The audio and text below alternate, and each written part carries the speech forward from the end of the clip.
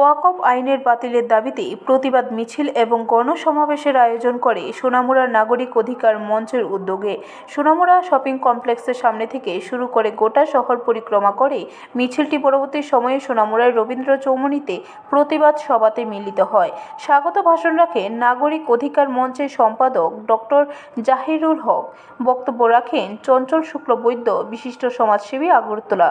মঞ্চের legal adviser advocate Jasim Uddin, Bimal Singh, সম্পাদক মণিপুরী উন্নয়ন পরিষদ মুফতি আব্দুল জলিল এবং মঞ্চের সভাপতি অ্যাডভোকেট জলিলুর রহমান।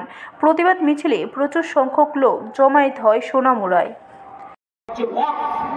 সেই ওয়াকফ নামক সম্পত্তিকে ভারতবর্ষের সরকার কব্জা করার জন্য এই ওয়াকফ নামক সংশোধনী আইন এনেছে, আমাদের সম্পদকে কেড়ে নিয়েছে, আর আপনাদেরকে পকেটপন্থী লোক বুঝাচ্ছে ওয়াকফ অ্যামেন্ডমেন্ট অ্যাক্ট এটা ভালোর জন্য এসেছে।